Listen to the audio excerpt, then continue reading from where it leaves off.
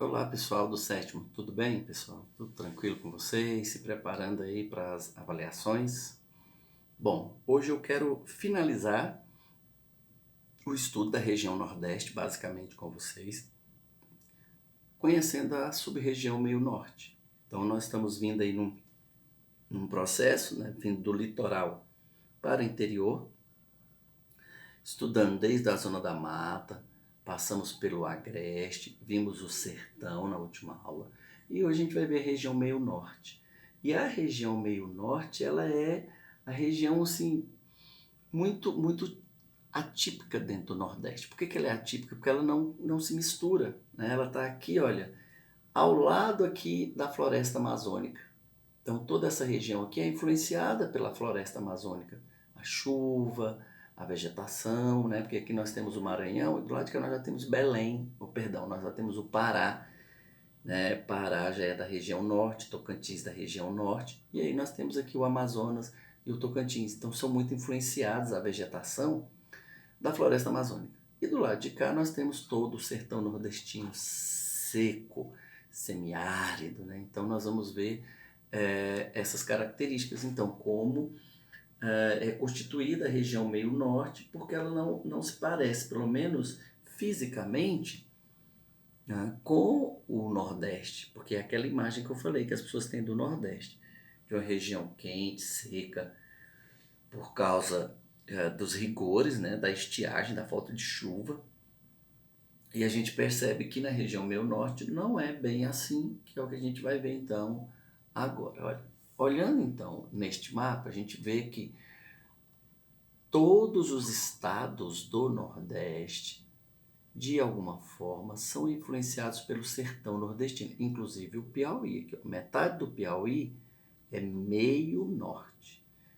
O restante do estado do Piauí está no sertão nordestino, como todos os outros estados.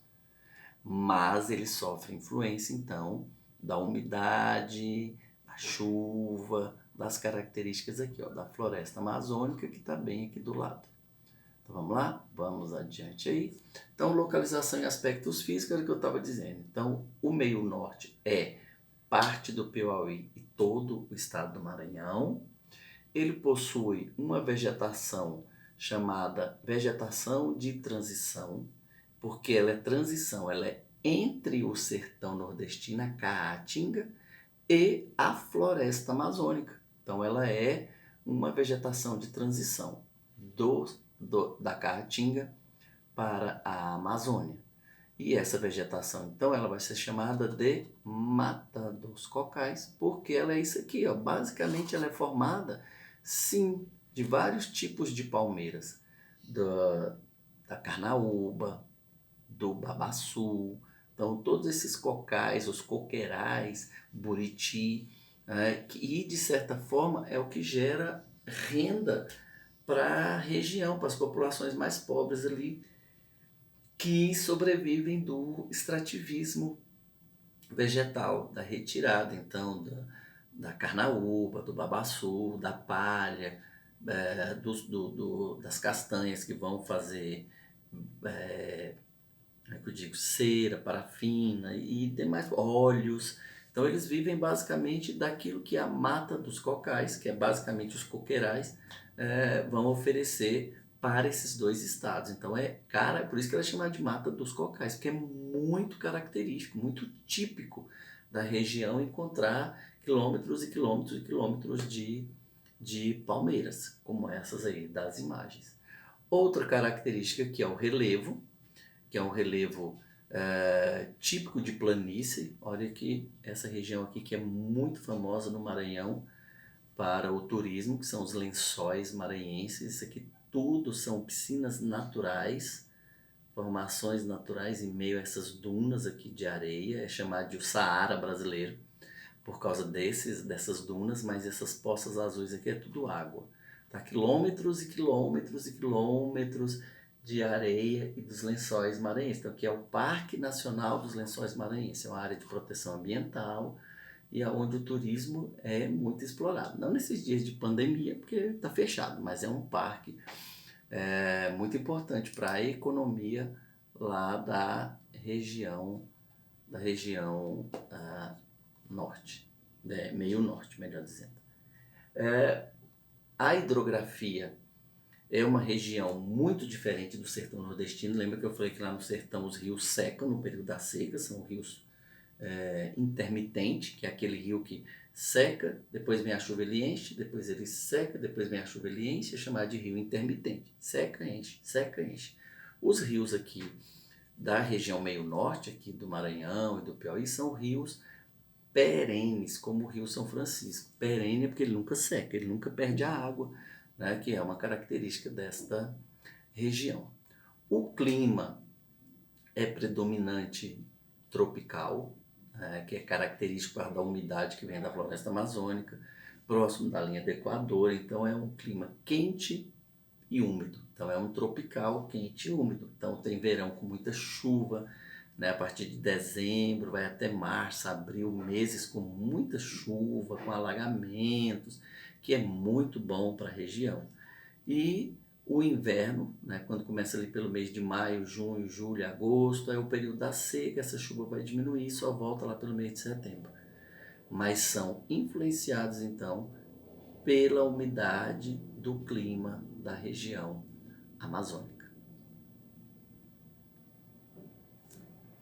Outra característica é quando a gente fala da ocupação, como se deu a ocupação dessa região. E a gente observa que, diferente de todo o restante do Nordeste, a ocupação do Nordeste ela se deu do litoral para o interior. Deixa eu voltar aqui numa imagem.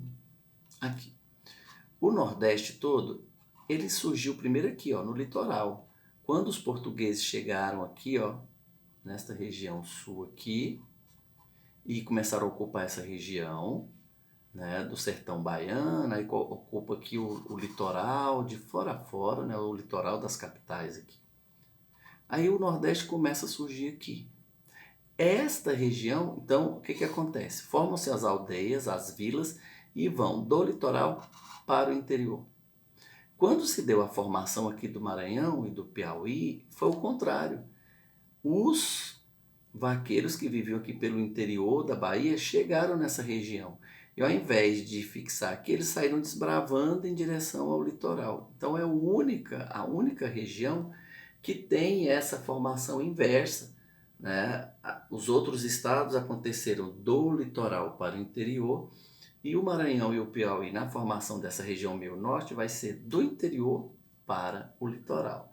Então, basicamente, primeiro surge a capital do Maranhão, que é São Luís do Maranhão, lá em 1612, mas 3 anos depois que os franceses fundaram a cidade, eles foram expulsos, né, pelos portugueses e tomaram o Maranhão para eles. Então, inicialmente, essa região do Maranhão, do meio norte, foi colonizada pelos franceses, mas os portugueses e já os colonos que viviam no Nordeste entraram em guerra contra os franceses, expulsaram eles do Brasil e anexaram toda essa região aí à coroa portuguesa.